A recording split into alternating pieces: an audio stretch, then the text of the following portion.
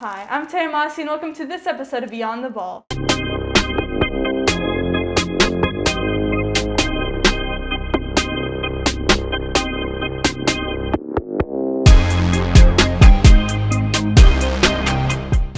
I'm here with Rith, Bhattacharyya, a cross-country and track athlete. How are you today, Rith? I'm amazing. How are you? I'm doing great. We're so glad to have you on the show. Pleasure to be here. That's great. So when did you first start running?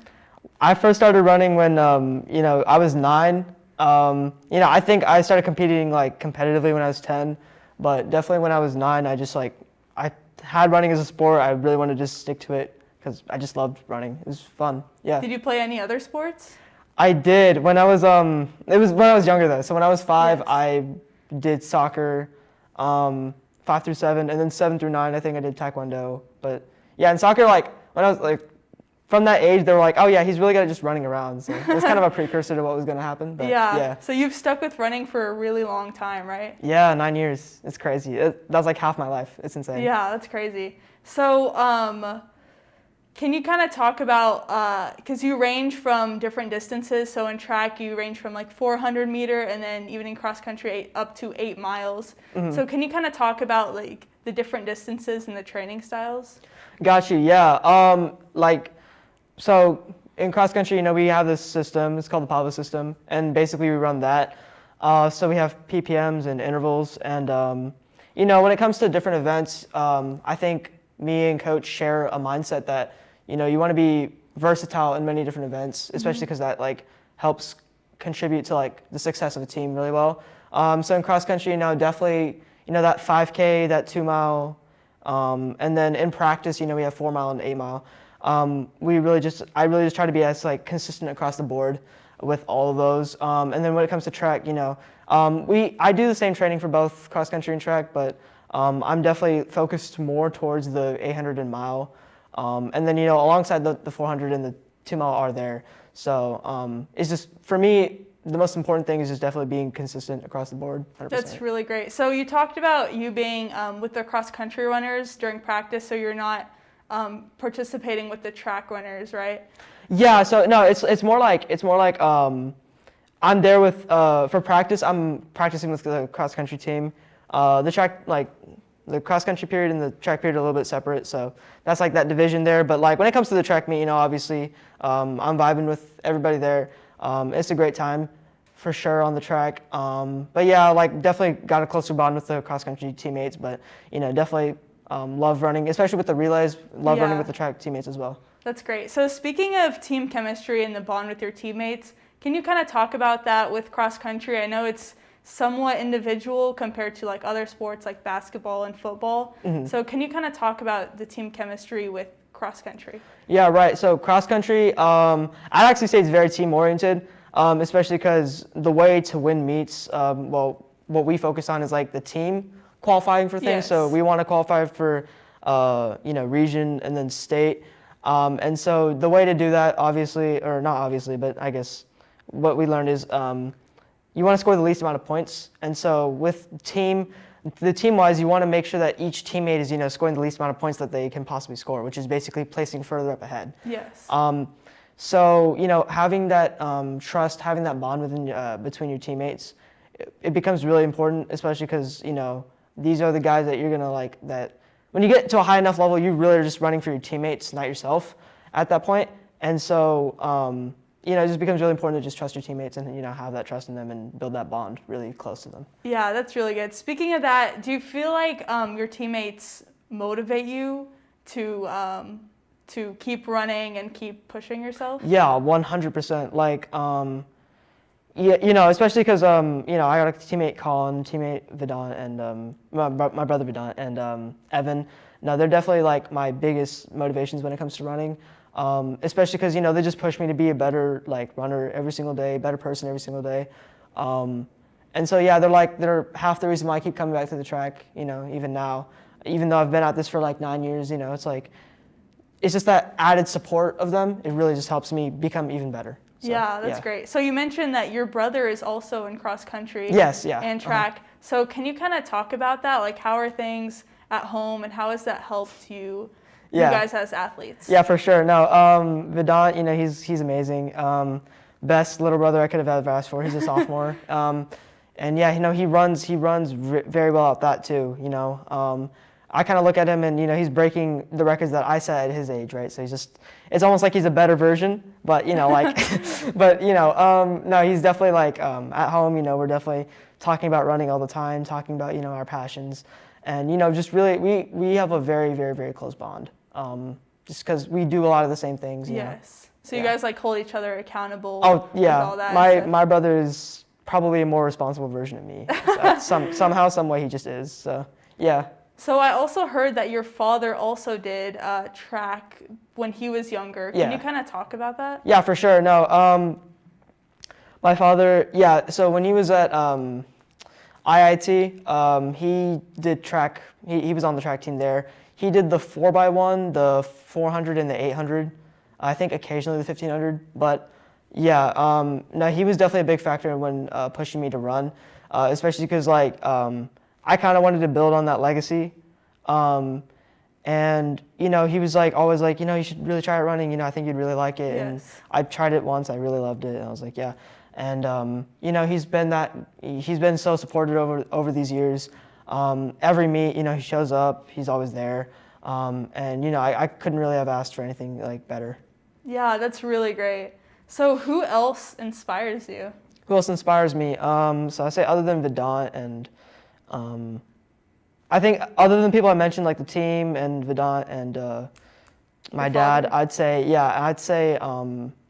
definitely Jackson Walker inspires me a lot. That man could fly when he ran. I just remember I was looking at him run. He's doing amazing things right now. At Duke, he has the number 4 all time already. He's only a freshman, which is insane. And he was a former Capel athlete. Yeah, exactly. Right? Right? It's like wow, you can do incredible things. If you really put your mind to it. Yeah. I think he was the first person I saw on a daily basis that would always just run so well, and he was so passionate about running, as well as we also had a very close bond. So I definitely say he's also a very big inspiration for me to just keep pushing further, because he kind of pushed what I thought was possible, that kind of thing. Yeah, that's really great.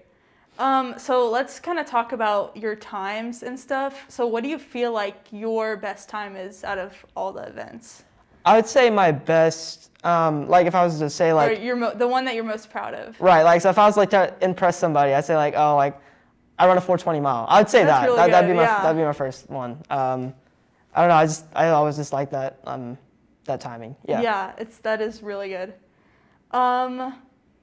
So speaking of that, you have really great times. You are pretty consistent across the board, and you have gotten multiple offers from different schools. What are some schools that you've gotten offers from? Yeah. So I think it's okay to disclose that. So I had an offer. So Johns Hopkins offered. Yes. Then my Vanderbilt offered. U Chicago offered. I think New York University offered. WashU at St. Louis offered, and Emory University offered. So that's great. It's a lot of schools. Yeah, no, I was kind of dumbfounded by the whole thing, because I didn't like a year ago I didn't even think I was going to be going out of state. Yeah. And so now getting these offers, I'm whoa, what happened, right? So it was definitely a wow, this what's going on, you know what I mean? So yeah. So what did you decide to commit to? Johns Hopkins. I decided to commit to Johns Hopkins. I was, I had a little debate between Vanderbilt, Emory, and Johns Hopkins. Depending on the route I wanted to take. Very awesome schools. Emory's in Atlanta. Love that city. Yeah. Also really love. I love all the coaches. Don't get me wrong, but man, the Emory coaches were awesome. Vanderbilt was that. That D1 option if I wanted to take the D1 option. And then there was Johns Hopkins, which was, D3. It was at Baltimore, and, it really had everything I wanted. So I just went ahead and chose Johns Hopkins. Although the choice is definitely not an easy one. But, yes. Yeah, for sure. Yeah. That's really great. So what do you want to major in? What do I want to major in? I'm planning on doing a double major there. So applied maths and stats and computer science major, hopefully there. Yep. That's really good. Speaking of that, you have done very well academically in high school. Can you kind of talk about how you manage, your academics, athletics, and extracurricular activities? For sure, yeah, no. I think it's that you have to find you have to set your priorities. I've done best in school whenever I've like limited my focus to 3 things at a time. So like whether it be at one time it'd be like athletics, academics, and like SAT prep when in junior year or something like that. I'd basically sometimes I'd have other things pop up like that I want to do that I'll go ahead and do. But when it comes to crunch time, obviously you gotta make sure that your priorities are straight. And then in terms of just like, you just gotta surround yourself with the right people, especially when it comes to, you don't want to be like just around people that don't care about school. You want to be around people that like genuinely, like they care about school. They want to do good and, flourish. Yeah, 100%. That's really good. So we kind of talked about, your participation in athletics. Let's talk about beyond. This is called Beyond the Ball. It's supposed to be about beyond your sport as well. So what other extracurricular activities do you do? Right. So one big one that I do is, make music, especially, like releasing on Spotify. That's probably one of my hugest, like, one of my sources of pride, really, and like one of the most fun things that I do.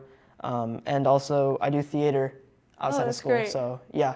And along with theater, comes like other things that I like to do, like such as like, some social projects and as well as, just raising some awareness here and there. So yeah.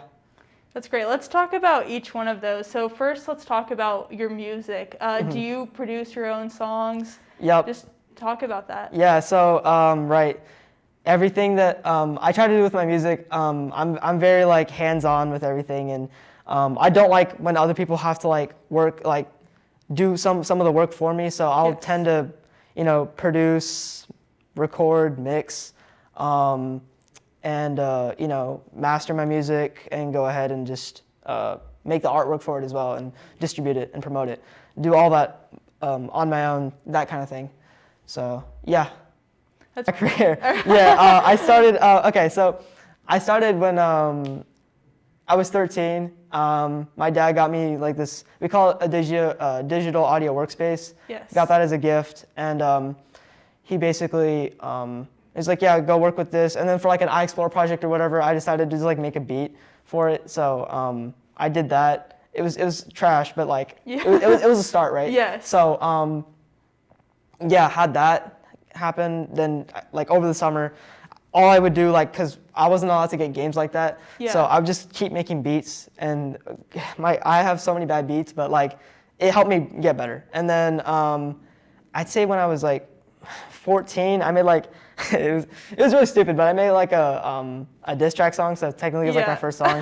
I didn't really take it seriously until like I was 15 though. Yeah. So yeah, I'd say that's probably the start. That's really great. And it's good that you mentioned that like over time it did get better, because even with a whole bunch of other athletes and other activities, the more you do it over time, it does get better. Yeah, that's true. And that's true with everything, because it's just like refining really, how good you can get, and sure there'll be some ups and downs along the way, but really if you keep practicing at something, it's just going to be an upward trajectory for the most part. Yeah. You have had a lot of support on social media and with your friends and stuff, so can you kind of like talk about how that feels to have so much support? Right. No, it's so surreal. Like I released an album I think 2 weeks ago.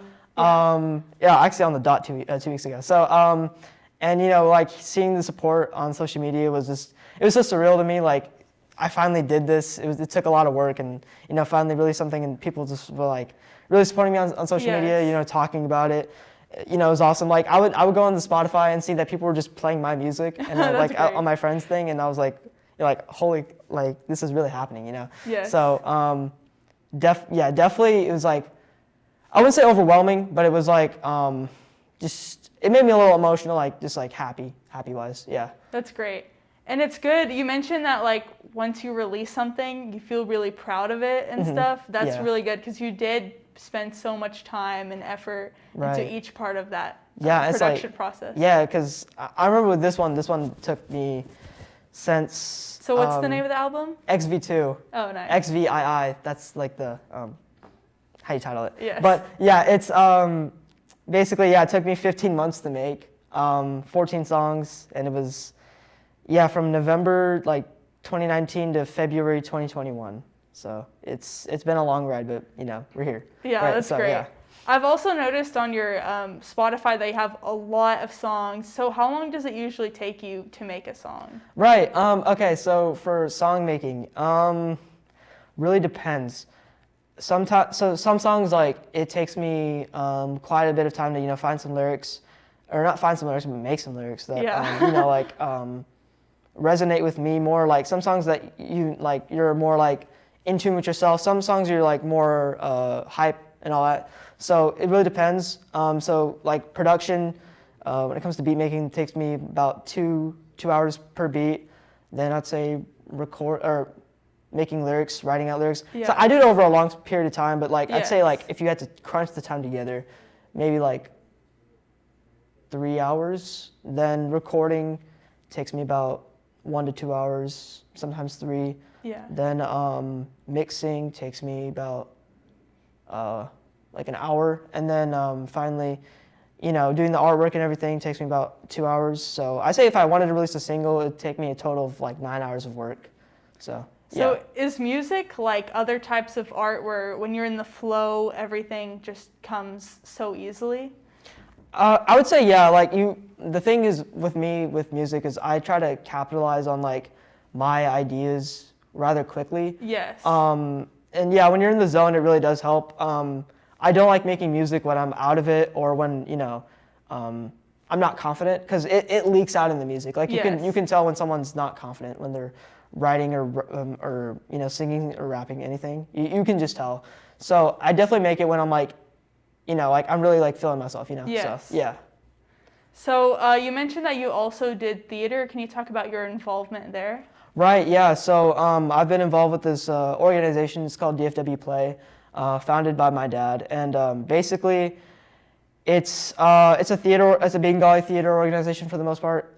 That we talk about. We make plays. So we perform plays that like we've created. So we've had that's cool. Yeah. So we've had like plays about immigration and addiction, mental health, and all sorts of plays, school life, that kind of thing. And I've been involved in that. I'm acting on the plays. I've done script writing before. So I almost wrote like half a play one time, as well as directing like new kids, like how to act, as well as like I'd say the other thing that I did was I'm a youth council member, or lead. I was a leader, but now I'm just a member.